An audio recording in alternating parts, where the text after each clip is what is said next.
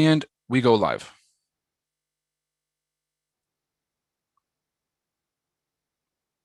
I was about to say, I'm about to do my YouTube thing. What's up, everybody? Welcome back to another Chart Addicts live trading stream. My name is Roy Dunya, co-founder and CEO of Chart Addicts. We're about to make some money here on the charts. It's great to have everybody here with us today. If this is your first time on the Chart Addicts trading stream, it's great to see you.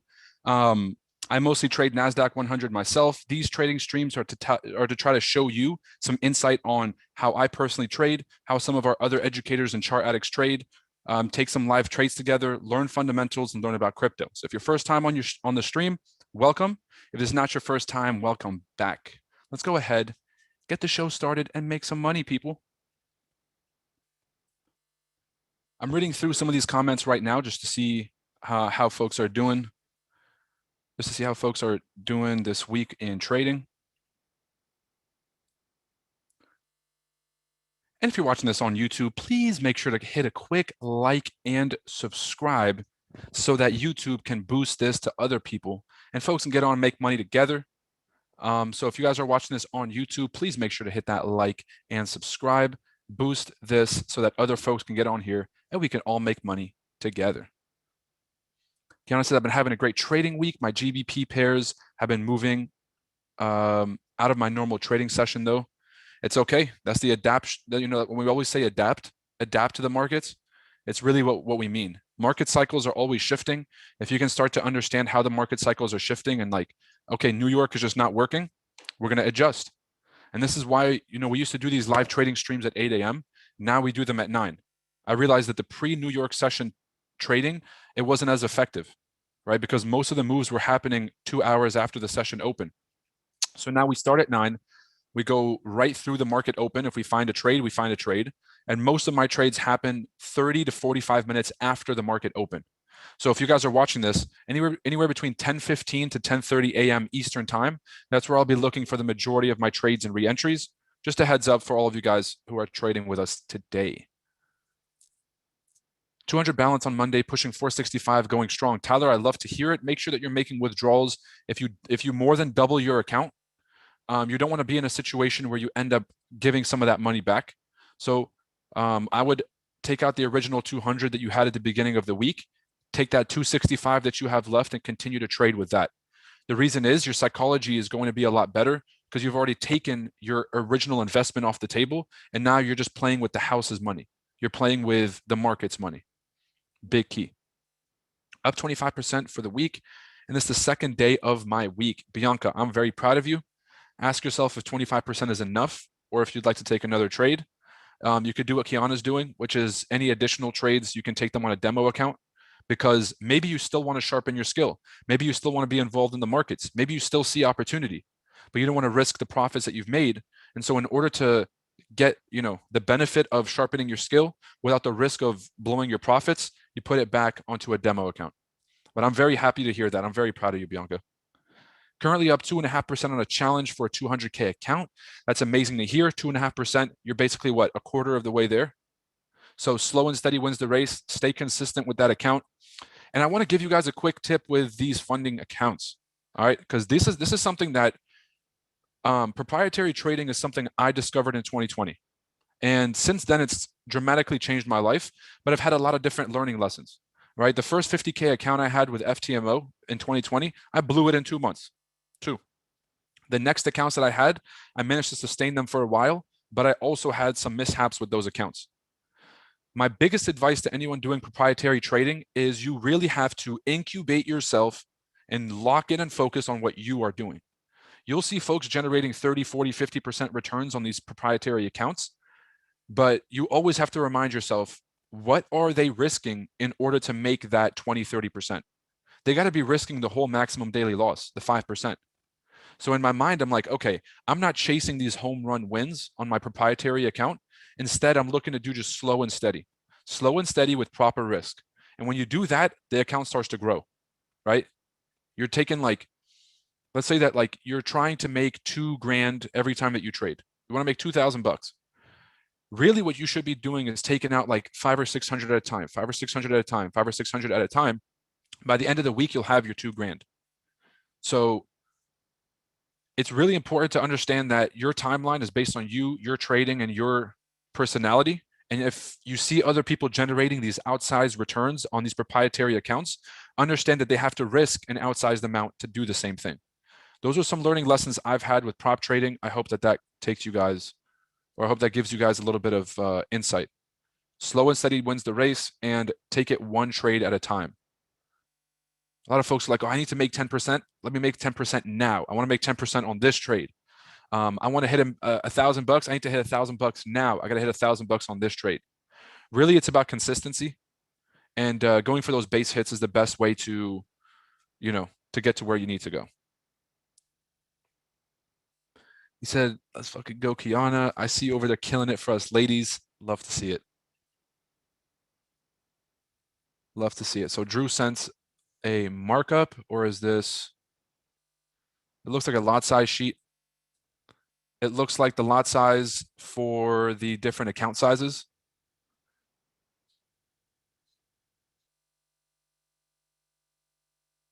I'm trying to understand what this is. If you start with $100, 0.02 at 30 pips is $6, I believe. $6. So you're risking about 6%.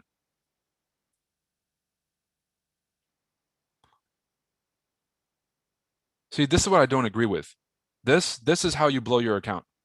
If every time that you get a couple $100 in your account, you start doubling and tripling your lot sizes, you're going to blow the shit out of your account, because you might have won 6 or 7 trades and you might be at 400.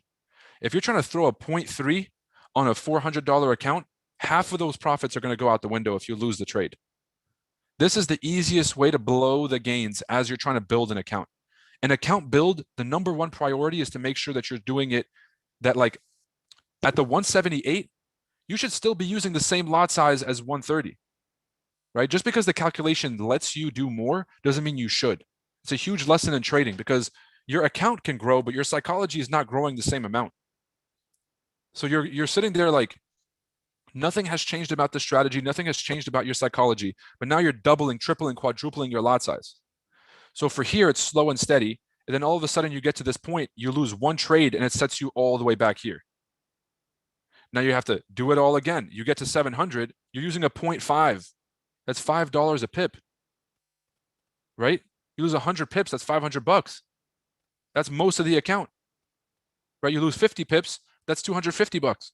Quarter of the account is gone. Now you're all the way back here. So I understand the desire to want to grow your account a lot faster. You have to be realistic about the lot sizes that you're using and how you're growing.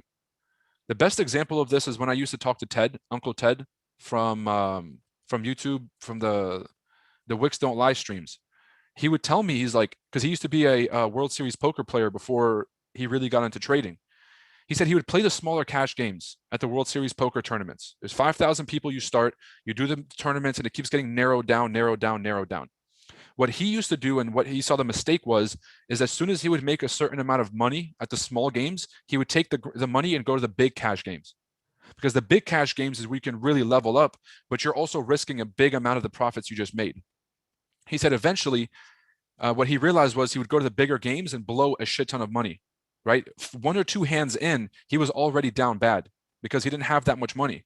So now he realized staying at the lower games and building a cash cushion, building a cushion before you move on to the big leagues, that's what you really should be doing. So in that example specifically, what you'd want to be doing is get to a certain account size and keep using the small size until you build a cushion. Then you raise it. You get to 2 or 3 different account size jumps, then you raise the lot size. So what you're doing is you're building a cushion between yourself and the next lot size. Does that make sense to everybody? Does that make sense? Does that make sense? If you guys are just hopping on the stream, welcome. My name is Roy. If you guys weren't here at the very beginning, my name is Roy Dunya, co-founder and CEO of ChartAddicts. Welcome to the ChartAddicts live trading stream every Thursday, 9 a.m. to 11 a.m. Eastern time. If you guys are watching this on YouTube, please make sure to drop a like and subscribe so that the algo can boost us to more people. And if you guys are on the Zoom, that means you're a ChartAddicts member. It's great to have you guys as part of this community. It's great to have you guys on this call. Let's get ready to make some money and look at some technicals. If the concept of risk and building your risk in a decent way makes sense, leave something in the chat. Let folks know that you understood that concept, and let folks know that are just like mouth breathing, that there's some activity going on and they should be paying attention, right? Because some of these folks, they're kind of just like phones on the side. They're not really looking at the chart, whatever. And then when the chat box blows up, you're like, oh, wait, a whole bunch of people are on the same page and I'm not really paying attention. And it's a big driver. So when I'm asking for that activity, let's get this activity going today. Okay, beautiful. Beautiful, beautiful, beautiful.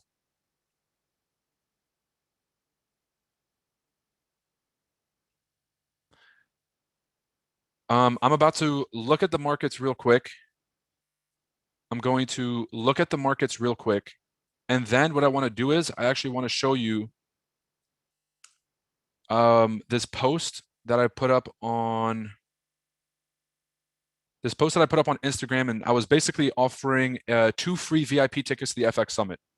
That's a $2,500 value for free to one person that commented on the most recent post that we had.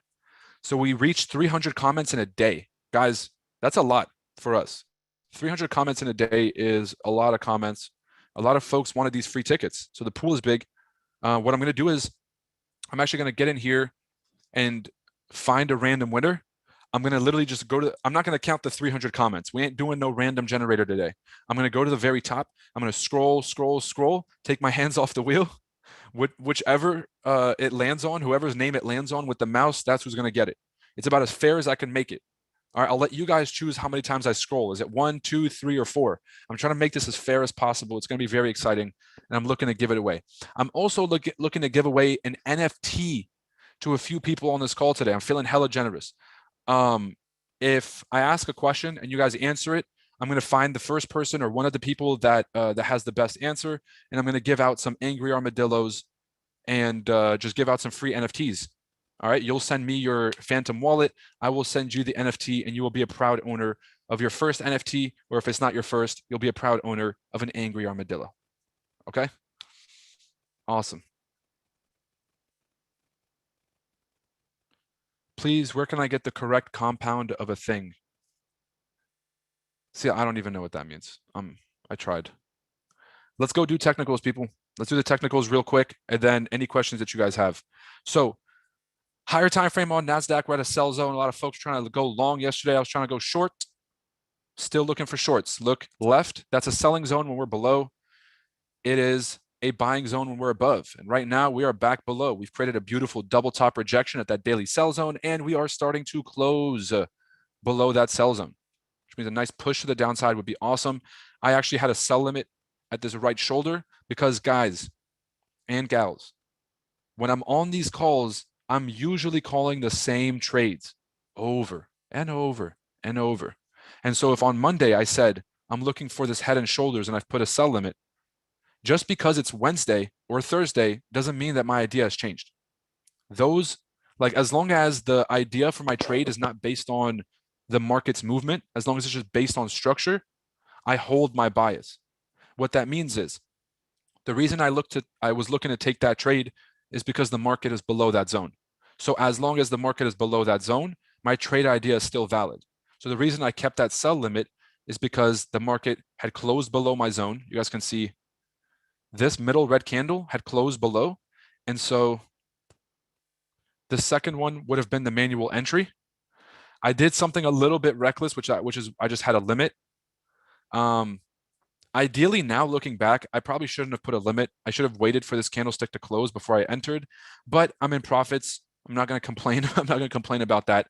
The idea of it is a reversal pattern at a daily resistance zone. That's the whole shtick. Now, there's only one thing that's making me second guess this. Like, the only reason I haven't started entering more shorts is because we're also at a higher time frame buy level. And if price wants to break back above and hold, then we can push to the upside. Now, I'm like 80% leaning towards shorts and 20% leaning towards longs. I always leave a backup plan open in case the market does something I'm not, I wasn't expecting. So here's my options for today. Here's the only 3 trades that I would take today. Only 3 trades that I would take today. If we see a wick rejection and a close under, then I could take a short on the way back in. Same price I took a short at the limit, which is 14,545. If you guys took that sell limit or the sell execution the other day, the manual entry, same exact price is 15,545. That would be one. The second one is we get a nice drop here. Before the market opens, I wait for a retracement and I enter off the same exact retracement price, 15,545, take it to the downside. The bearish push would confirm that bears have control over the market. The rejection up here would confirm that sellers still have an interest in that zone. That would be my entry. And the last trade that I would take is if the market wants to push up, hit the 78, what I can do is take a short position from the 78 down to this zone, from 14,833 down to 14,600, and that would be the trade. Am I going to hold it all the way to the downside? No. Okay, if we break above this resistance, I'm only going to look for this smaller time frame move. Okay. Now, does that concept make sense of having multiple options in case the market gives you something that you weren't expecting?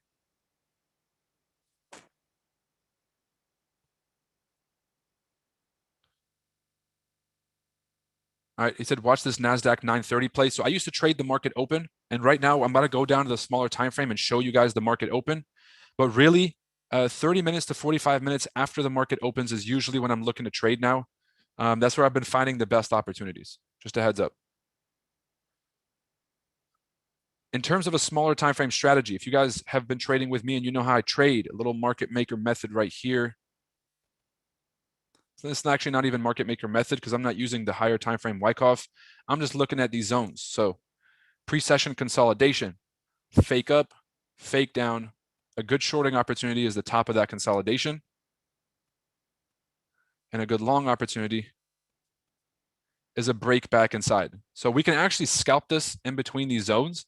If you guys are watching this and you don't want to trade along with the group, but you're seeing these opportunities and you want to figure out what you can do for yourself, basically scalping from the bottom of the range to the top, if it breaks back in, don't hesitate, just get in there, get that trade. If it rejects the top, enter at the very, very highs. Even if you only get a small rejection, even if you only get this rejection, that's still 150, 200 pips. So trading inside the range is one of my favorites. A break back in and retest would be great, or a push back up, and then we could short up here. That would be ideal for me. So I guess 545 is a little bit too high, for this. It would be 14,530. That would be the ideal zone for sells at this, in this structure. So if you're scalping this, 475 is your entry for longs. You would basically just enter now, put your stop loss below the lows, wait for price to get up halfway or 3/4 in the range, close the trade, bag the blues, walk away. Same thing to the upside. It gets up here, you don't hesitate, you enter, you get a small wick rejection down, you close the trade. If the market continues to the downside, you look for a retest and you can short the London session low. Mark your zones, look at candlestick formation, support resistance is forming, and then make a good decisions based on support resistance. He said, Roy, is it really that simple? Can I really just look at the pre-session consolidation mark off the highs, lows, just trade based off the highs and lows, support resistance?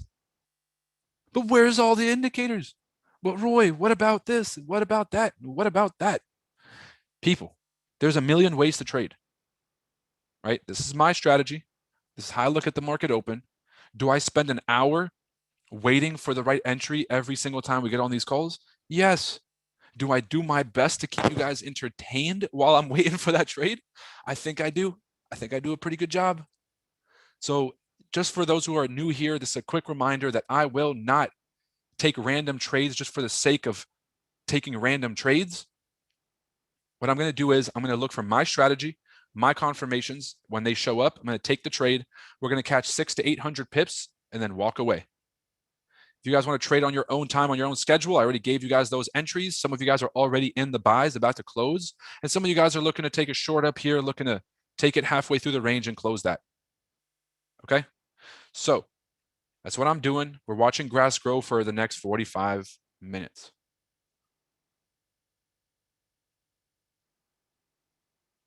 He said, we're going down on Nas. I love how people just say things so like matter of factly. We are going down on Nas. Like, how the fuck do you know? If you are not a market maker, you don't fucking know. You say we have a high probability of going down on Nas. But unless you're the one moving price, you're just talking out your ass. Flexibility in your decision making is the biggest lesson I've learned from Roy. My guy Mark, it's great to see you on these streams again. I saw you here last week. It's great to see you on here again. Alex Hossein says, bro, it's not pips. Bro, what the fuck do you know? Now, with all due respect, you're on this stream because we win consistently, right? You're on this stream because I've been trading long enough. I've made enough money in these markets that I can navigate through these trades, show you guys how to get in and out, show you guys how to walk away profitably, even if you don't get the right entries. You're on this stream. Take out a pen, take some notes. Stop trying to argue simple things like it's pips, not points. It's, fam, the mindset's crucial. Y'all getting real heat here. This is not so-and-so stream where you guys are going to get on here and we're going to make jokes and fuck around. Y'all want that kind of energy, get on that person's stream and waste your time. This is the Chart Addicts stream. This is for people who are really trying to become traders. Not this like, IG, you saw someone making money, you're trying to do the same. Y'all are here to become real, long-term, consistent traders, pulling out money from the international currency markets. So act right, double down. Let's find some good trading opportunities.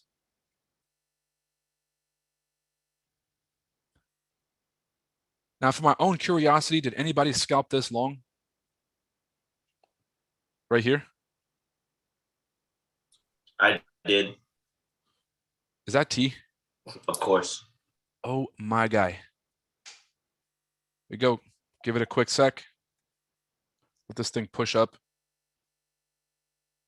And then about halfway up the range, T, about halfway up the range, this is where I'd be looking to take partial profits.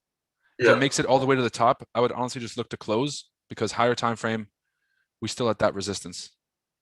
I have it shipped out from on the 30-minute time zone from top to bottom. So yeah, like it's like that, pretty much. Okay.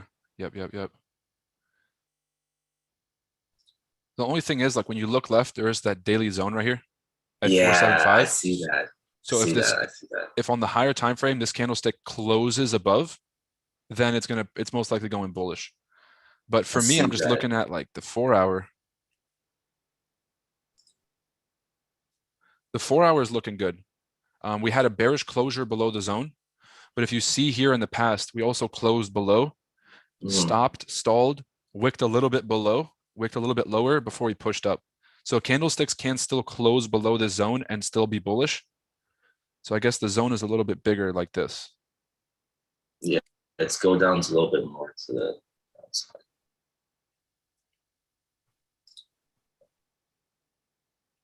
It looked like that.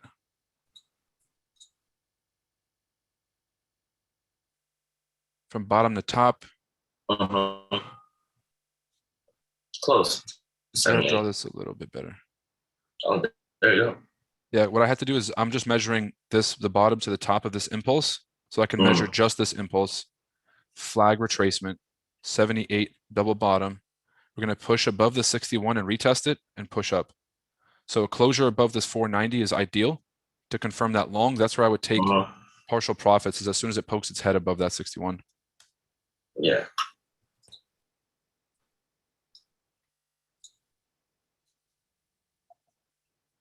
Some of you guys sitting at home, if this is your first time on the Chart Addicts stream, welcome. My name is Roy Dunya, co-founder, CEO of ChartAddicts. We are a professional coaching service for retail traders, which means that we work one-on-one with traders to make sure that they reach their highest potential in trading. In your trading, technicals are very important. As you guys can see, if you don't understand how a technical strategy works, you can't succeed. However, the psychology to hold real money is the name of the game. So if you guys are looking to work with a coach or you're looking to level up your game in 2022, go ahead and reach out to chartaddictsfx.com and see what we can offer you to take your game to the next level. That's my shameless plug. Now it's about 9:40. I'm going to give it another 5 to 6 minutes. Let the market play out a little bit.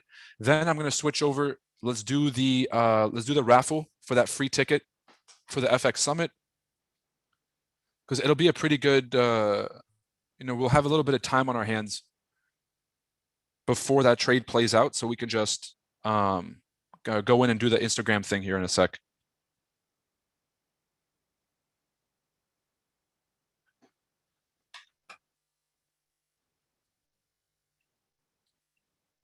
Oh, big announcement. I forgot to tell everybody. The what's it called? The mayor of Miami, Francis Suarez, he's going to be at the FX Summit 2022 coming to support, because Miami is obviously his city. He's a huge proponent of technology. He's a huge proponent of making Miami the next Silicon Valley of the United States. If you guys know anything, if you guys have not had your head in the sand and you live in the United States, you will have noticed that there's been a huge shift in sentiment from folks leaving New York, leaving California, and some of these, the places that used to be very busy, places that used to be very populated with success, and they're moving to Miami.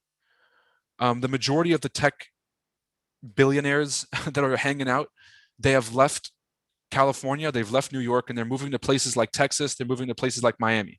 That's for taxes. That's also for liberty and other things, mask mandates and all these other things that came up these past few years. So Mayor Suarez, big proponent of technology, big proponent of finance, big proponent of Bitcoin in Miami.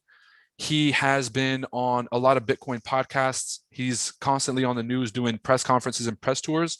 And he was just at the Bitcoin conference last week in Miami. So Mayor Suarez coming to the FX Summit 2022, it gives us a blanket of legitimacy that, even though we didn't really need it, because we have some of the biggest players in our industry, it gives us a huge boost because it is his city, right? It is in Miami. And having somebody that's recognized on a national scale, like Mayor Suarez is recognized nationally for the amount of things he's done for those for the investing crowd in Miami. So having him there is going to be a huge bonus for us. Just want to share the great news with everybody, because to me, I think it's huge. Says, do I still have time to participate? Unfortunately, no. Unfortunately, no. Awaken Days. Austin, what the hell are you doing on YouTube, man? Get on the Zoom link. I sent it out in the chats. I need you on here, brother.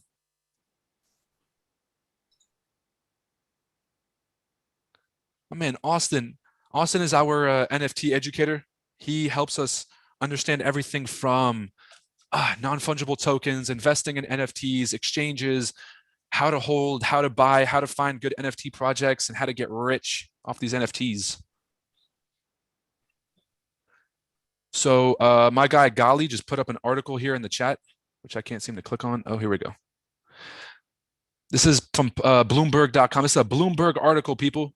Miami mayor seeks wider crypto use after taking pay in Bitcoin. This is Mayor Suarez, my guy Francis. And it's behind a paywall. Classic. Mayor Suarez says earlier last month he would take his paycheck 100% in Bitcoin, and he's seeking to expand the use of cryptocurrency across the city of Miami. Wow. I'm inspired, people.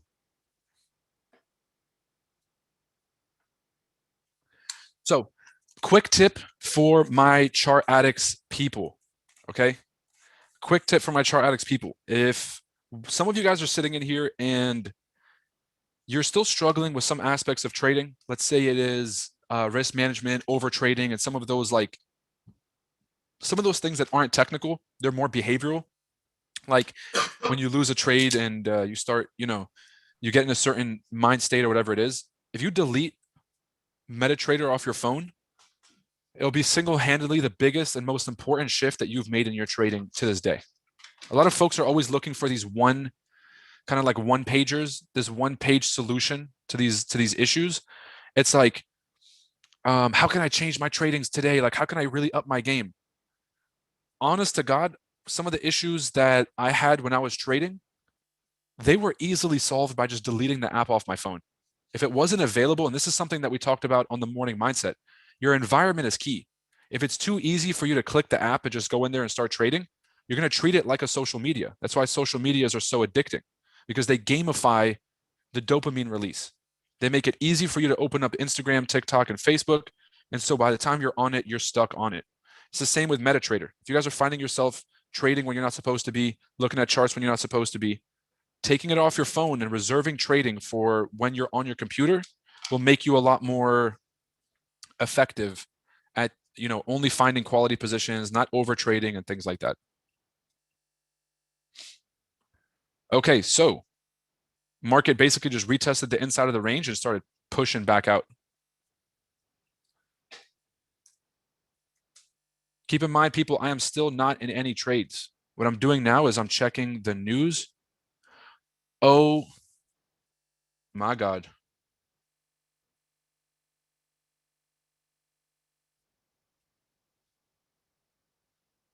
So the G20 meetings, 20 largest, 20 of the strongest powers in the world, countries meeting together to discuss the geopolitical conflicts, probably going to talk about China, Russia, oil, and other things.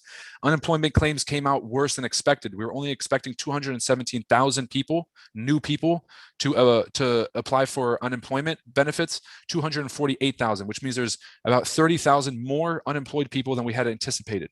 There's also a Federal Open Market Committee speaker, Bullard, and then Federal Open Market Committee member Mester are speaking at 11 and 5. So big market movers today. The G20 meeting is tentative. Tentative meeting is going to happen all day, which means at any given point, whatever news is released, it's going to impact the markets. The unemployment claims being negative, that's not good for the economy. Neither is the manufacturing index being weaker than expected. Manufacturing index being the sentiment of the manufacturers in that, kind of in that circle.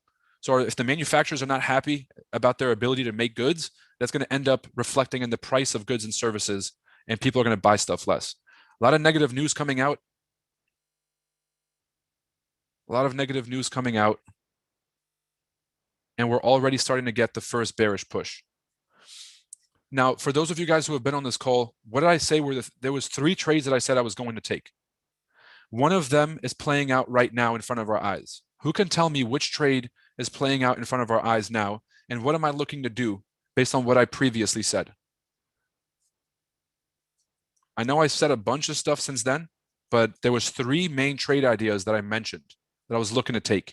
One of them is now playing out in front of our eyes. What would I be looking to do based on the one that's playing out right now?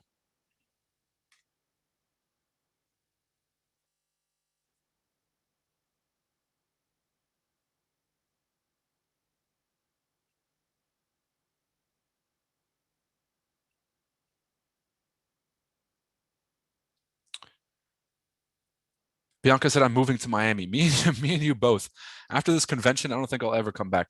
I always delete MT4 off my phone every time I have a big loss and to prevent myself from over trading. So here's the thing. Do it before you have the loss, right? Don't wait until something big happens for you to delete it, because then your relationship with that thing is not going to be appropriate. You're gonna associate deleting it off your phone with a sense of disappointment. What you really want to do is you want to associate deleting it off your phone with a sense of self-control. So do it before you fuck up. Don't wait till you fuck up to delete it off your phone. Sell off structure, the head and shoulders, start short from 14,530. Bianca, I'm your biggest fan. All right. She gave me the exact price. We're about 1,000 pips away from that price, but she gave me the exact price that I would sell from. Now, if we waited 45 minutes and we had the patience, that's the same price that we're looking to short.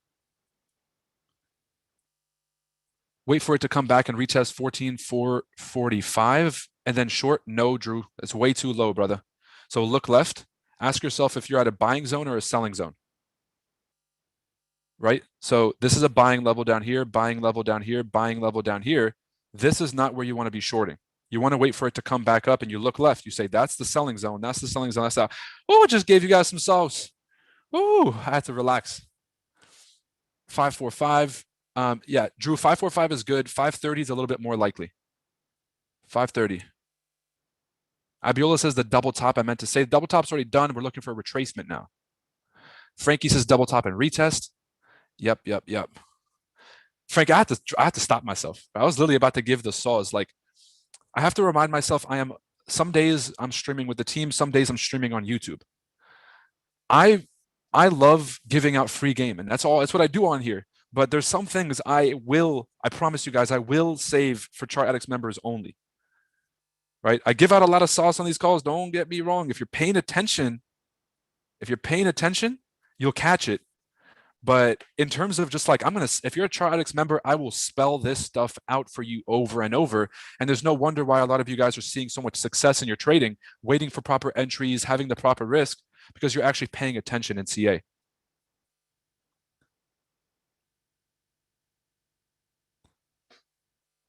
This is where I'm expecting price to end back up, right?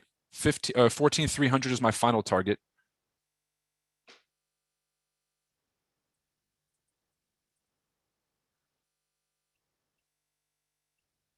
Oof. Will it come back for a retest? That's a big, big, big question. Big question.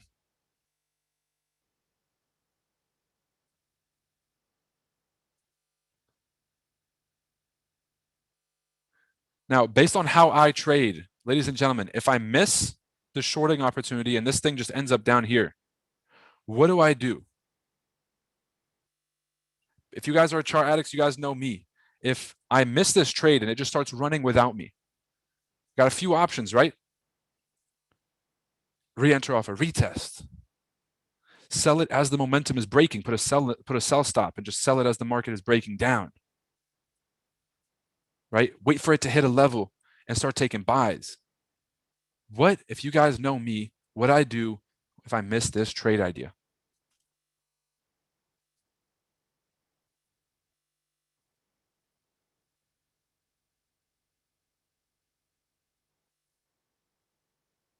It broke below the pre-market consolidation, enter a sell. Oh, thank God you guys aren't running this stream. Oh, if you follow momentum too much, on NAS, you'll just end up taking longs, shorts, and then getting caught in whipsaws. I look to enter retest. I don't enter momentum. And I know a lot of times that when you guys watch other people stream, they trade momentum. As this thing is breaking down, everyone's like, sell, sell, sell. NASDAQ for me is a different beast. NASDAQ loves breaking in specific directions to drive all the sellers to start shorting. And then everyone who's entering shorts right here get caught in the retest, or everyone who's entering shorts on the way down, they get caught in the retest. They lose their money. We take that and we re-enter up here, and then we get to find a better entry. Okay. I'm never, ever, ever looking to trade or looking to chase a trade, because this goes back to something that one of my old mentors told me. Shout out to Lisaldo Tavares. If you guys were ever in IML, like before they tried to change the brand and try to become a new thing. If you guys were in the old IML, you guys know Lisaldo. All right, Mr. Teacup Lou. The guy is a legend. He's the first person I ever saw make 50 grand in a week trading, and he was just trading zone to zone on GBPs. Gave me priceless advice. He said, "Are you looking to be in a trade, or are you looking to make money?" Now, why is that so important?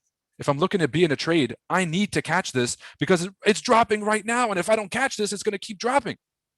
That's the mentality of someone who needs to be in a trade, who's literally right now at the computer sitting like, Roy, take the trade, take the trade, take the trade. That feeling is only ever going to crush you in trading. The feeling of there's another trade for me. It's either going to be the retest of this trend line up here, so we retrace back up, because I'm looking at this right now. Okay. Actually, I got to draw this from the very, very top to the very bottom. The 61% is sitting right here. And then there's probably the 50% is right below that. So what I'm seeing is if we can come back and retrace to the 61%, hit that trend line again, that would be a great entry. So I don't want to just be in a trade. I want to find a good opportunity for me. And that's the difference between being okay with letting trades go without you and just like feeling that FOMO all the time. My man, Mr. Teacup is one of the realest dudes in IML. Dang, okay, I'm gonna talk my shit real quick. Y'all ready? Prepare yourselves. Ain't many real ones in that company. Very fucking few. A lot of fakes out there, a lot of fake traders, a lot of demo shit was going on when I was over there, etc., etc. Teacup Lou is legit. They said Luke Longmire is pretty good too. Luke Longmire is a really, really good friend of mine. And I give him that respect. I give him that respect too. Abel Melendez, if anybody was ever a beginner, I give him that respect too. And last but not least, Manny Quinonez. Manny Quinonez, he got me into harmonics back in the day. I was able to use a harmonic strategy that I still sometimes use. It's not too much. I can still, y'all got to know a little bit about me, man. I've traded every type of style. I used to strictly trade harmonic patterns. So this is the overall target. Then you can go long from this point up to the head of the butterfly right here. Like I used to trade harmonics a lot. And then I used to trade Wyckoff. I traded market maker method. I traded institutional price theory, whatever they want to call it. Nowadays, I trade that ChartAddicts method. I use that top-down TKTSC, and then I use my own sauce to trade in between the sessions and do other things. Keanu says, Manny Q taught me the basics. Shout out to Manny, bro. I mean, like, I'm not going to sit here and be like, you guys know what I'm saying? There's a lot of people that be like, oh, all of IML is bad. Like, bro, I ain't, you know what I'm saying? I'm not that down on myself that I got to sit there and like, you know what I'm saying? Do that. But, there are some individuals I want to shout out. And Lasalda would always ask me, he's like, yo, are you trying to trade? Like, are you trying to just be in a trade? Or are you trying to find an opportunity that will actually make you money? And a lot of the time I realized I'm like, yo, the market's dropping without me. The feeling I was feeling in the pit of my stomach was, oh, this is going to end up down here and I won't make any money and I'm going to be forced to like do some shit, whatever. I'm not forced to do anything. An institutional trader has to trade. Retail traders, we don't have to trade. I can wait for my entry. The institutions, they're the ones who have to push price a certain direction. They have to push it to a liquidity zone in order to pick up their buy limit, in order to continue selling the market. They have to play this game of price manipulation and getting orders at an exact price. For me, I'll stay out all day. I'll sit here until 11 a.m., not take a single trade. And that is the difference in mentality between someone who is patient, someone who understands the bigger picture, and someone who's always looking for a trade.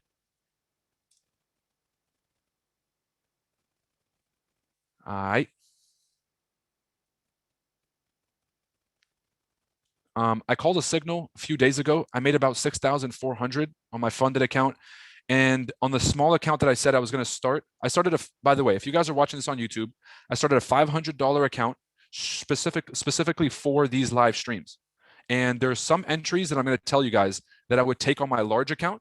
And there's some entries that I will only take on my small account. For example, if the market retraces back to the low of the session, I'm going to scale in on my large account, put a quarter position right here, put another half of my position up here. And if it retraces a little bit more like a wick, I might put another position and catch it back down. On my small account, I would only take the higher entry. So if you guys are trading with smaller accounts, you want to get in on the action, pay attention to the words I'm using, small account, large account. Tell you guys exactly what I'm doing for both. Just wanted to give you guys a heads up. I never joined IML, but got into trading from someone who was trying to recruit me. I owe her a dinner. Said, Frankie, tell him to come join the real winning team. She said it, not me. I used to be an IML, but never recruit. It's hard not to, because you're trying, like for me, I legitimately thought that I couldn't learn trading unless I was recruiting people. But the thing is, how the fuck I'm recruiting people and I don't know how to trade? It just never made sense.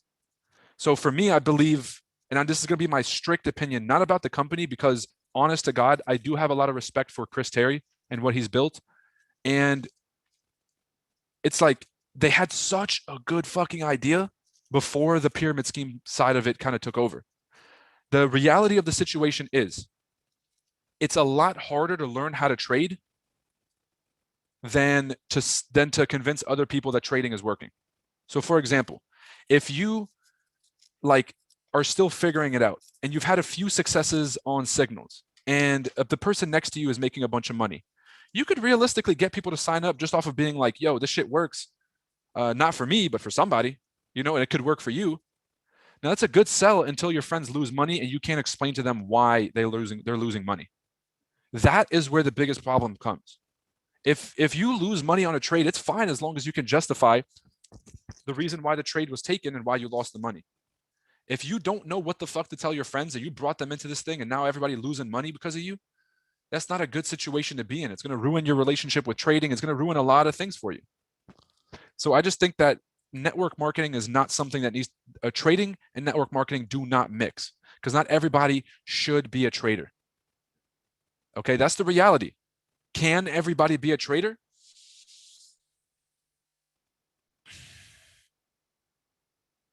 I think this is the question I ask myself the most when I'm meditating, when I do anything. Can anyone be a trader? This is the question I battle with the most. I think yes. I think if you got me as a coach, I can turn anyone into a profitable trader. Can anyone be a trader by themselves, like self-sustaining, like the market cycles are shifting and they can adjust? I don't think so. Does everyone want to be a trader and put in the right work to be a trader? No, no chance. Can anybody learn how to be a trader, take the right trades, trade along with someone else? Yes. Can everyone have the emotional wherewithal to adjust, stay in the right mindset, not self-destruct the account at some point? No. Okay. So the reality is everybody can be a trader, but not everybody should be a trader. And that's the reality of the situation.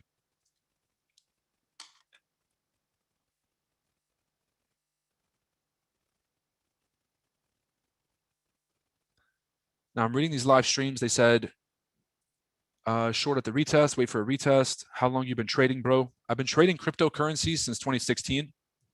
And the difference is that trading 2016, you learn a lot because the market was so young and it was so early in 2016 that anybody who put in $1 billion into the cryptocurrency markets, it made a splash. This is where the term whales comes from in cryptocurrencies. When you got to I got a front row seat at how markets really move. I saw market manipulation. I saw how whales could drive price. I saw people get on CNBC and manipulate the price of cryptos just by talking about it. I saw how markets really moved because there was such little money in the market. Any activity made a splash. It was the most beneficial thing I think I've ever done in my trading till this day. I got into the 2017 crypto boom, made a bunch of money, lost about half of it. After that, a good friend of mine, Joseph Tesfaye, who I think might be on this call, he's also one of our educators and coaches on the ChartAddicts team, a sniper in his own right. We were working at the National Institutes of Health together, the NIH, under Francis Collins, and he was trading. And I was really into markets and geopolitics, and I would ask him, like, yo, these people you're learning from, they keep relating geopolitics to price movement on the charts. What the hell is that? He says, yeah, the fundamentals, the news impacts the price movement, and we can trade based on that. And my whole fucking life changed. I'm like, I can combine my love for geopolitical tensions and geopolitical conflict and geopolitical setup and also capitalize on putting my bet on what I think is going to happen next based on a mechanistic response. Holy shit. And that's when I fell in love with Forex. I traded, I had this thing where if I could show you guys my old watch list, I still keep this on just for shits. This was my old watch list. I'd literally get on here in the morning and just go like this and see if I found anything worth trading. Right? I was naive. Then I went to trading only gold. All right. So I would do the same thing every single morning that we're doing now. I would do this with the CA team. I would look at the pre-session consolidation for my gold traders out there. I'm finna give y'all some sauce. Not too much sauce though. Pre-session consolidation, highs and lows. All right, one more retest of 1887 would be good for longs. If it breaks below and retests it, that's a short down to 1882. The same exact pattern. That's how I developed this strategy of trading the pre-session consolidation and looking for the whipsaw. Then I traded SPX for a whole year, and then eventually I moved over to NASDAQ. On SPX, just a side note, if anybody's been keeping up with my calls, I've said the 4450 level for about 2 weeks now. The same exact pattern as NASDAQ. We had the highs, turn to lows, turn back to highs. Did we violate and break above and start to form retests? Yes. Were we still creating lower highs and lower lows? Yes, which is why this is still bearish. All right. And so one more retest of 4540 or 4550, that would be the last chance for you guys to enter the markets. If you trade SPX, 4550 is your sell limit zone and your stop loss is above not the previous candlestick wick, but the candlestick above that. So 44.75. About 35 points of risk for SPX, and your entry is 44.40, just so you get executed. Okay. For those of you guys on YouTube, I also have that slight ADHD. I'm gonna jump around a lot from things. I'll go from a lesson to seeing something on the charts, and that's just the way that these streams are. All right, it's the way I talk. It's the way my brain works. Welcome to the show. If you guys are watching this on YouTube, please make sure to drop a like and a subscribe, just so that this can be boosted to more people and more folks can get on the stream. If you don't like this stream, great. Get more people on here so that they can talk shit with you. If you guys love this stream, perfect. Get more folks on here so that they can learn as well. Send this to your trading teams and say, hey, I'm not going to lie, this overly excited kid on social media is spitting some gems right now. You guys should get on this. All right. If you guys are enjoying the stream, send it around to your trading groups. It'd be greatly appreciated.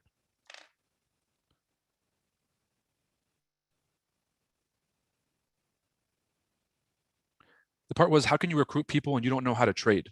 Can everyone be a trader is also answered on a lot on the Expert Trader podcast. Yep. Kiana, the reason I actually thought about it is it was a huge part of the convo I had with Jessica, because, and I know this was kind of like this was like one of the many questions, and I wasn't really trying to dive into this because I don't really believe there's a difference between lady traders and guy traders. But I had to ask Jessica. I was like, can anyone be a trader? Have you seen the difference between men and women in trading? And she actually had a really, really dope response. The podcast drops this week, so I'm going to save some of the surprises there.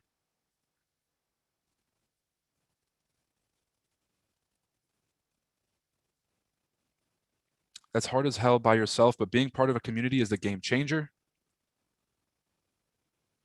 And throw in the mentor/coach, it's priceless. And working with you guys and seeing your growth is also priceless, people. Just hope you guys understand that.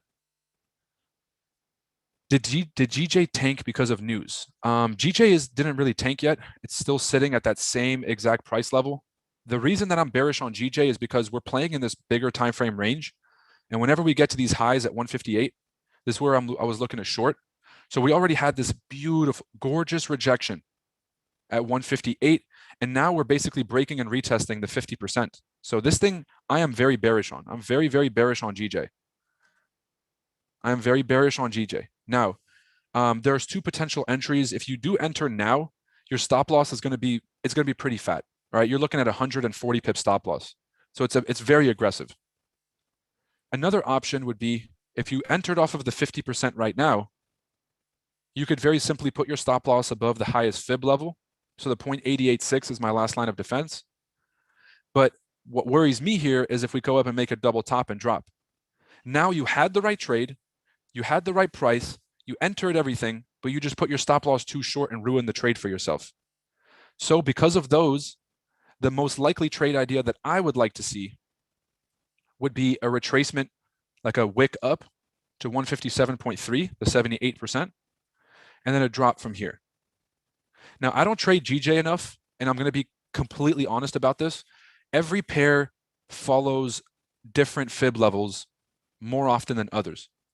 So for GJ, I don't know if it respects the 61 or the 78 more. I want to guess the 61 based on my experiences, but for NASDAQ, it's the 78.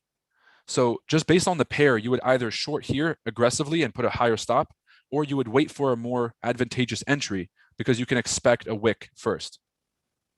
That's the difference between understanding different pairs. And that's how I'm looking at GJ. We are at a sell zone, right? We're kind of consolidating between this support and this resistance. And so the easiest thing to do would be go long at the low and go short towards the highs, buy low and sell high. If you do those things, you'll be in a high probability trade. If you short right now, I think it's a high probability trade, but the risk is bigger, right? Market drops, retests, and drops. Market drops, retests, fakes, and drops, because the market makers are kind of crazy like that. All right, I got to jump back onto NASDAQ, make sure that we don't miss this move.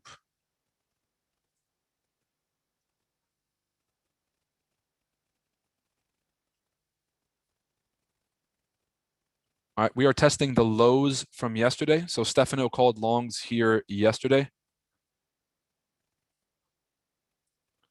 So real quick, yesterday I took a trade, and when I put it in the chat, I was a little bit frustrated because I didn't call the signal, and I closed so early. Like, this is something that I've personally been trying to work on, is identifying the high probability, low probability of holding versus closing. And I realized now that it's impossible to tell.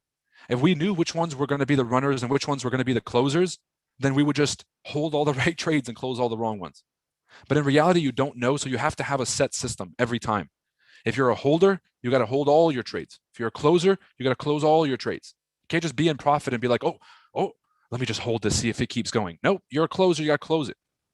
What happened yesterday was I saw my favorite reversal pattern, this 3-drive pattern right here, and then a break and retest. So there was kind of like a 3-drive pattern where people try to short, oh, fake out. People try to short again, oh, fake out. By the third one, it's usually time to start shorting. So the 3-drive pattern is something everybody here should understand and look at reversal zones. So if you see resistance, you're looking for a reversal pattern, it could be a double top, triple top, head and shoulders, or this 3-drive pattern, which is one of the trickiest to trade because you'll be looking to short, you'll be in the shorts and it'll just rebound on you. You'll try to short again, it'll create double bottom and rebound on you. By the second time, you've blown your ammo. You said, fuck this. You see the double top, you ignore it because you've already lost so much money on the first 2 trades. By the time the market finally moves, and then you realize you could have just held these 2 trades and still been in profit. But that's the thing that's tricky about the 3-drive pattern. So when you learn to identify it, you can use it to your advantage by waiting for one more test, dropping, retest, and enter. The 3-drive pattern. So that was a trade I took yesterday. I closed way too early. I closed it right here at 540, where this previous candlestick wicks are, and it ended up just continuing to drop. Stefano was telling me to go long here based off of low, high, high, or low. I ignored it because I was still bearish on this. I saw bearish engulfing momentum. And then I saw this as like a retest before it kept dropping. Now, when I realized it was going to go bullish is when we started forming support here. Once we can't break one of these previous levels, that's when you can expect price to retrace higher before continuing to drop, which is exactly what happened. So what happened, price retraced everything from yesterday, hit a perfect double top rejection before we ended up liquidating. And now the real move is going to come based off of that. So I am expecting a huge liquidity move to down here, but I want to see a retracement first.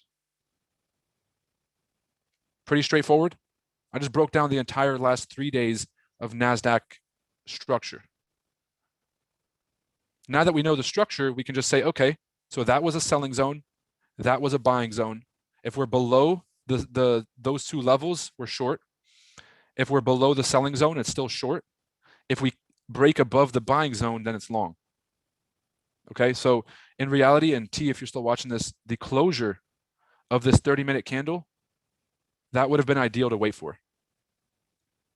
The first green candle. Waiting for the closure above the zone is usually what confirms that trade. So same with here. I'm going to wait for price to retrace back up and then take another entry. Yeah, everything hit BE for me, but I took some partial, made like $10. So we good. Hey man, blues is blues.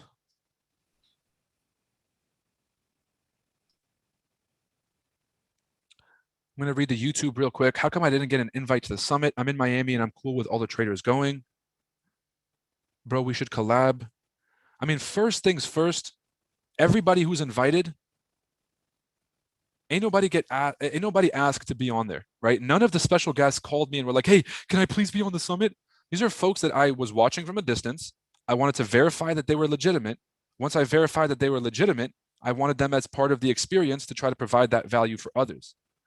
You getting on this stream and messaging 9 times, talking about, bro, we should collab, bro, how come I didn't get an invite? That is not how you get on this the lineup, bro. We ain't got beggars on this lineup. These are people whose skill set was so impressive, I couldn't ignore it. I had to have them on the lineup.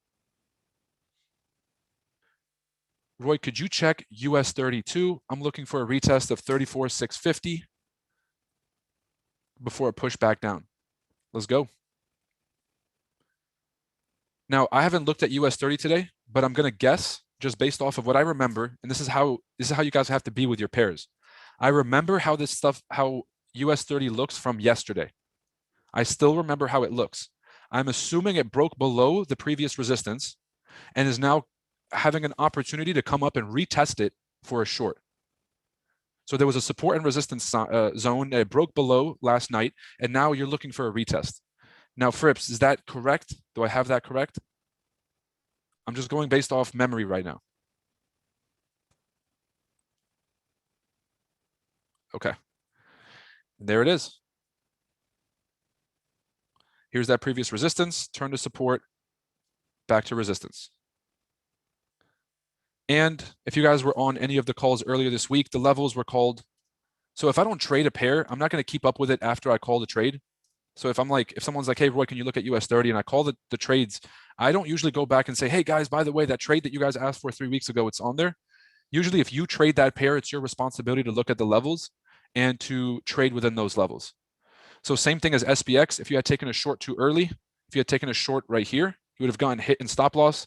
Then when you woke up, there was the re-entry opportunities at 34,781. The same exact price zone that I've had since Sunday. I haven't touched this markup since Sunday. The same zones will get respected over and over. Big trick, ChartAddicts members, draw your zones out. Okay. 34,781, that would be a good level. Best way that I know how to do this is just take out my handy dandy fib tool, hit a quick top down. The 78% is at 34,800 right here. You look left, previous buying area, look left again, previous selling zone. That would be your retest. Capiche?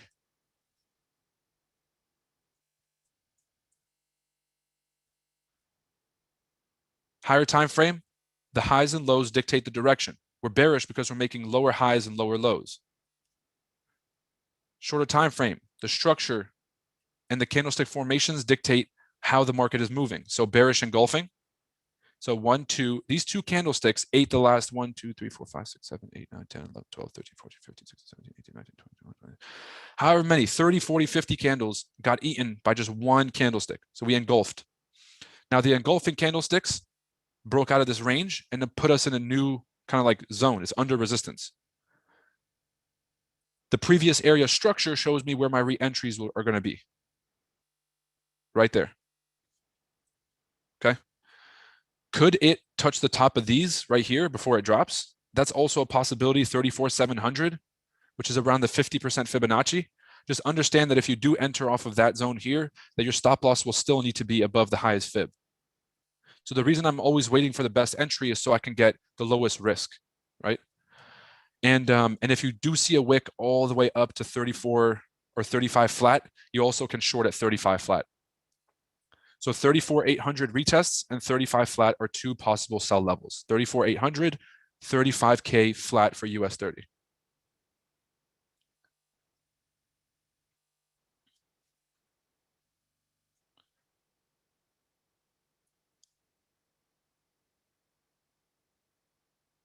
Why are you mad for someone asking for an opportunity? I'm not mad. I just think that I'm responding with the same level of arrogance that you have asking that question. All right? That's just the reality.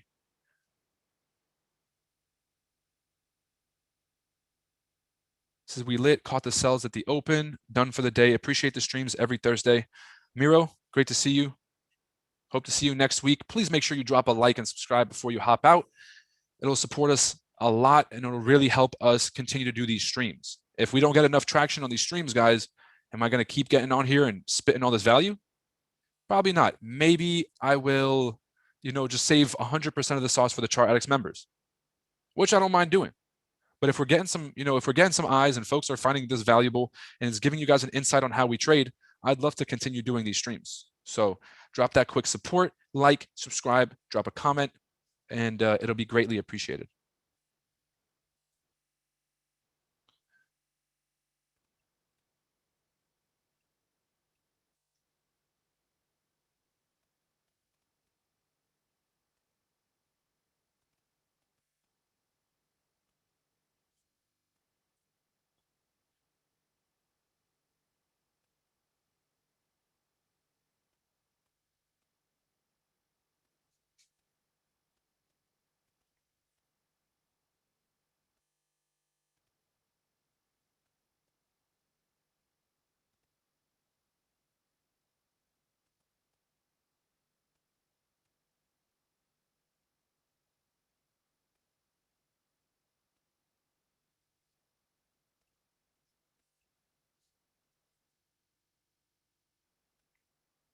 Yeah, longs at 87 look good for gold. I'm just kind of going around looking at the different pairs. So it doesn't look like we're going to get any retracement on NASDAQ. Looks like this move is already gone. Retracements always happen. So like yesterday when this market was dropping and we had this huge, massive drop, everyone thought the market was gone. You're going to get retracements. There's going to be zones that get respected. So I'm not worried about missing the move. What I am glad I did is I didn't just jump into random entries. So now if I'm looking for where this thing is going to hit as a target, I can use an extension. Going ahead and flip that baby around.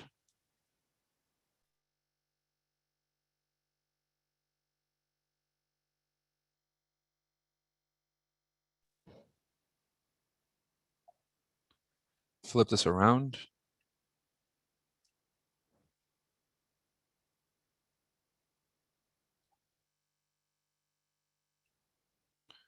So around 14,300. That's going to be the target.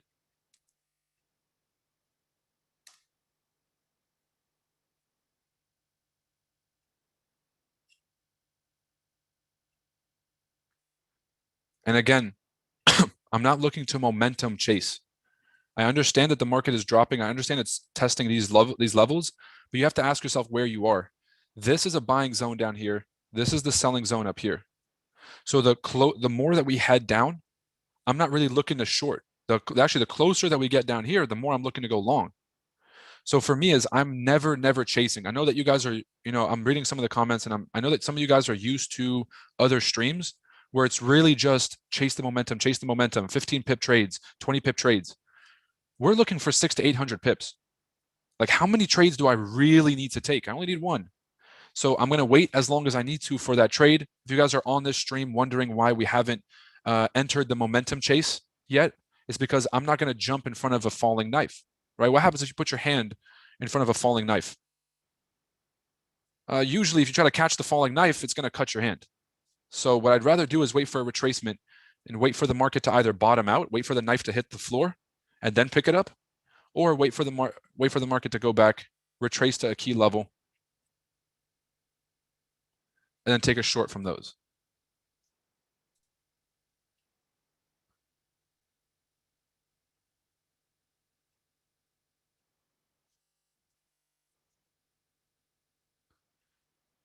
All right, we'll do a quick Q&A, questions, comments, concerns, while I pull up this Instagram and try to find the winner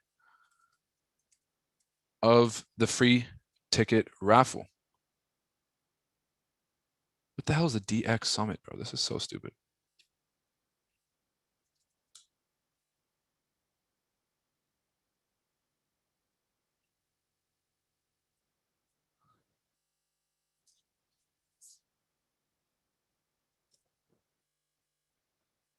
All right, so 304 comments. Insane. Now, the only person that gave a suggestion earlier was Kiana, that said kind of scroll how many scrolls we should do to figure out the winner. She said 4 scrolls. Let's see if there's any other bets that we have. Basically, a scroll is this. Well, I'm going to have to open these up first. A scroll is basically where I just take my mouse and I literally just all the way through. Now, I'm going to turn on my camera so you guys can see. I'm not going to cheat. I'm basically going to scroll and then take my hands off the wheel. So you guys tell me how many scrolls we should do. Whoever my mouse lands on, that's who is winning these free tickets. Try to make this as fair as possible. And the only way to do that is by being as random as possible. I'm picking a random person. A lot of folks been telling me, hey, Roy, how do you guys pick the winners? Are you guys cheating back there? Are you guys picking friends? Are you guys doing whatever? I'm about to show you how random this can actually get. There's going to be a person on here that probably never uses, who is this blue check right here? Emmanuel Calon. Okay. Yeah, there's going to be people on here that barely ever use Instagram, and he might win. 3 posts total on his entire Instagram might win. Bianca says 5 scrolls. Bianca, you somewhere near the bottom, ain't you? Says 5 is a lot. 5 is going to end up somewhere deep at the bottom. He said, do a generator of 304 comments. Bro, were you here at the beginning? when I said I wasn't going to do that this time?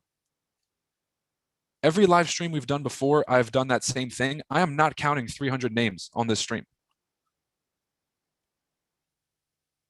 That's why I'm going to do the random. I'm going to do the random. Bianca, I'll do 5. I don't care. Just mess it around. If you want to do 5, we'll do 5. Just give me a second to load all these up.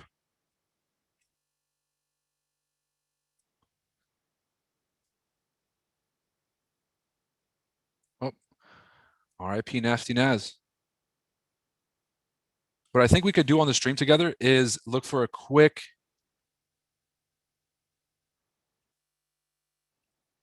long position here, and we could just literally scalp up the wick for like 50, 60 points, and then just be done. To me, that would be ideal. All right. We come down here, we trade against the momentum a little bit. We catch one of these wicks, like one of these wicks right here. So it'll come down, hit the zone. We catch one of these wicks. And I think that we could just be done for the day, at least catch that trade. If not, then I'll just wait until the end of the session. Basically, it'll just come back and retrace around 1 to 2 p.m. Or if the market violates below this resistance level, right? You guys look left, that's resistance turn to support. If we violate under, then I can look for a retracement and short it, continue to short. So 14,300, another short level if we just continue to bleed. Yeah. And I've been calling bears for so long, and so many people trying to argue with me that it's bullish. And I'm like, the indices are bearish. If you're a ChartAddicts member, you guys know that we're bearish. You guys know the interest rate play. You guys know what I got my eye on. We are bearish. Okay. Just have to keep my eye on this, what it's doing. I'm good. Take my eyes off. Let's get over here, and let me go live on Instagram as well. So I'm going to do 4. I'm going to do 4. Bianca, I'm going to meet you in the middle between 3 and 5. I'm going to go with Kiana's original suggestion, which is 4. All right. I'm just waiting for this live to load up. So I'm going to say VIP Summit tickets giveaway.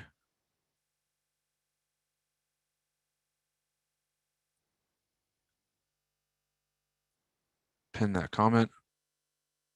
Okay, good stuff.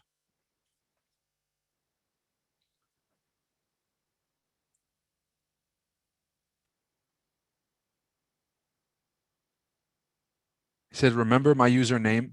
I'm coming up. Noah Pastor Pips. Okay, we'll see what's up with it. I'll see if you make some waves, man. If you make some waves, I'm gonna hear about it. I'm gonna hear about it. All right, what's up, everybody on IG Live? What we're doing right now, this is Roy Dunya, CEO and co-founder of ChartAddicts. What we're doing right now is we're about to do the giveaway for the VIP tickets for the FX Summit. I'm going to take these 2 fingers right here. I'm going to scroll. I'm going to take my hands off the wheel. I'm going to show you guys wherever my mouse lands on a random person's name, whoever's name it lands on, a random person's name, that is who is going to win these 2 free tickets. These tickets are valued at $2,500. It's $1,250 each ticket for the VIP, and those VIP tickets get you access to the FX Summit and all of the post-conference events like the VIP car show and the special guest dinner where we have bought out Fogo de Chao in Miami Beach for that event. Okay, so very exciting event. Let me go ahead and start this raffle. I'm going to do 4 scrolls from top to bottom, and whoever it lands on wins. You guys ready? Let me know in the chat if you guys are ready. Let me know in the chat box on Instagram, YouTube, and Zoom. ChartAddicts members, if you guys are ready, let me know. Bianca said you said the beginning of the year we're bearish until the interest rate decision. Bianca, that's next month in March. And so we've been keeping up with that. You've seen me short a lot more than I've been buying last year. So you know that we're really getting to it. All right. Let's get ready. Everybody in the chats is saying ready. They're ready. They're ready. Let's go. Let me check YouTube real quick. YouTube, are you guys ready for this? YouTube is going to get the answer a little bit late. It's all good. All right. Let's go. I'm going to do 1, 2, 3, 4. My hands are off the wheel. My hands are off the wheel. You guys see that? The mouse landed on a certain person. Who is that? The boy behind the scenes on stage. All right, bro. The man with the longest username in Instagram history. Are you on this call? Are you on the IG stream? Are you on Zoom? Are you on YouTube? The boy behind the scene on stage. Bro, why you got the longest username? This dude said, okay, let me put the whole alphabet. Who is it? Who is it? Who is it? Is this you? Are you the winner of the 2 free VIP tickets? The boy behind the scenes. You got 0 posts? Or maybe it's because I don't follow you yet. It's crazy. It's crazy. It's crazy. I told you guys it was going to be random. I said 4 scrolls is all I was going to do. I promised you guys it was going to be as random as possible. That was it. Is anybody the boy behind the scenes on stage? Where are you at? I got to find this dude again. Thing is, his username is so long. Imagine somebody else has the same username. His name is Chepo Chiloane. All right, well, Chepo, if you're on this call, my guy Chepo, it's your time to shine, brother. It's your time to shine. Did you win these free tickets or not? All right. Yo, if you're at home, it's great to see everybody. Happy and safe trading this week. If you guys didn't win those free tickets, it's okay because we're going to be doing these giveaways every single week. If you guys didn't win your chance this time, it's fine. If you guys want to come and check us out, we're still streaming live on YouTube. Hit the link on our Instagram story. And if it was you that won this challenge or this VIP, make sure you contact us so you get your tickets. Take it easy, happy and safe trading. Peace. All right, had to do my IG real quick. This goes for everybody. If you guys didn't win the raffle this time, we're going to do raffles from now until the convention. Don't rely on those. If you guys buy your ticket and you win a raffle, you actually get a refund, believe it or not. So, yeah, just keep that in mind. If you guys didn't win this time, it's perfectly okay. We're going to continue to do these giveaways. We're going to continue to do these giveaways.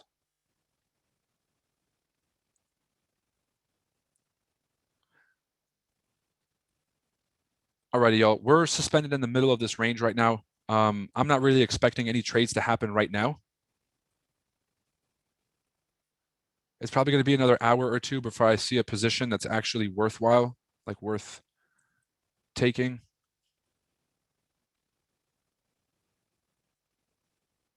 But I'll wait for something. I'll wait for something solid. For now, what I'm going to do is I'm actually going to put my sell limit at 14,530. So what I'm doing before we get off is I'm putting a sell limit at 14,530. My stop loss is going to be above the swing high, which is 14,615, which is about 70, 85 points, 850 pips of risk. It's a little high, people. We gotta make sure these trades play out. And then the TP1 is going to be the London session lows, which is 14,475.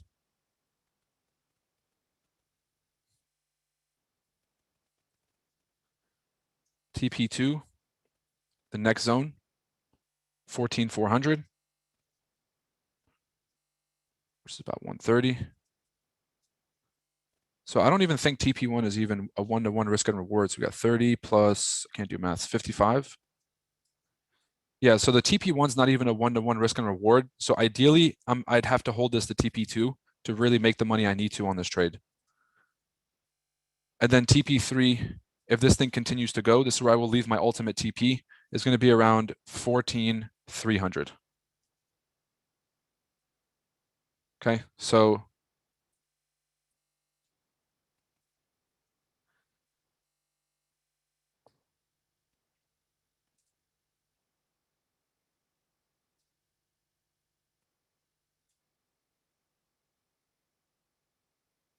it would look like this.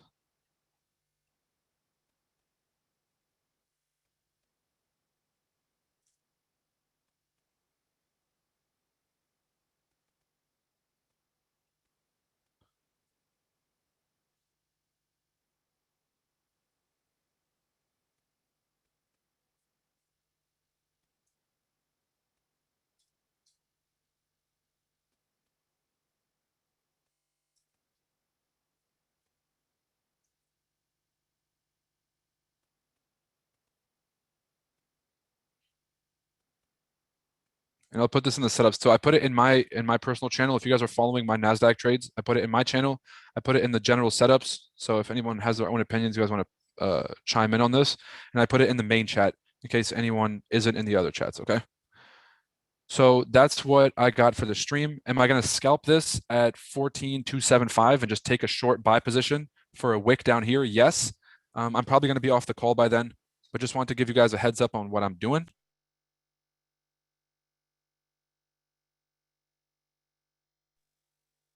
Does anyone have any questions, comments, concerns before we hop off? You guys, this is, I only see the logo. Whoa.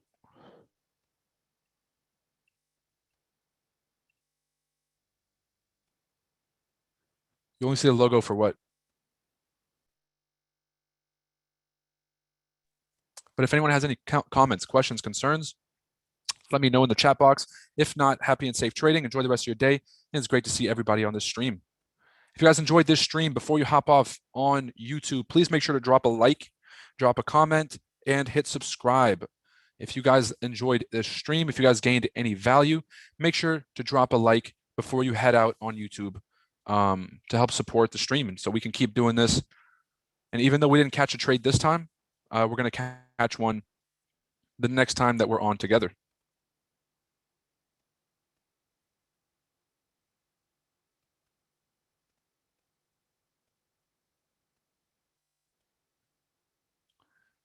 So I just got a private message that says, I was tuning into the live stream today, and I was intrigued when you said you could turn anyone into a profitable trader. I know you have a crazy amount on your plate, but I'm in Miami. It's something you consider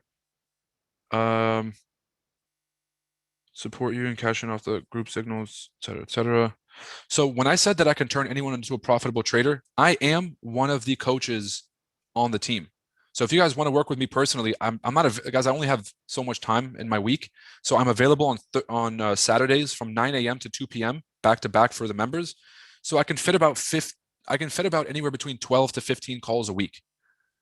That's what I'm personally doing. But if you guys go to the consulting tab and you check out how many educators we actually have, we have a lot of qualified staff people. Everybody here I've been trading with for years, and I can vouch for 100%.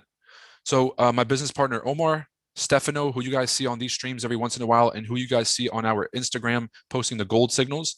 Joseph Tesfaye, individual I said got me into trading before. Justin Coffey, somebody I've been trading with since 2017, who's now a beginner's educator or beginner's coach, works one-on-one with beginners, and also heads the Play to Earn NFT section. Ryan Karstens, honestly, Ryan has been breeding complete savages coming out of his camp. He's one of the beginners coaches. All the people coming out of his camp are extremely skilled and extremely well versed, and they really know what they're doing. And then me, of course, this is where you come. I'm the last line of defense, people. I am, if you're really fucking up in your trading and nobody has been able to help you, that's when you come to me, because I'm going to help you look at some things in your life that are impacting your trading indirectly and really help give you a realization moment of what you really need to be focusing on. Right? You don't need to buy another course and learn more info. What you need to do is get your psychology right and work on those 3 or 4 factors that keep dragging your account down. That's the kind of stuff that I deal with a little bit deeper. So just to answer that person's message, yeah, if you're looking to get one-on-one coached, this is the place to be, right? Nobody else is offering one-on-one mentorship at this level. This is not about educating you on our strategy, right? We can do that. This is really about making sure that you are winning. It's about performance coaching, looking at your results, right? So to answer that question, got a lot on my plate, but it's my job, right? It's what I do. So get on here if you guys need it. ChartAddictsFX.com. This is where magic happens.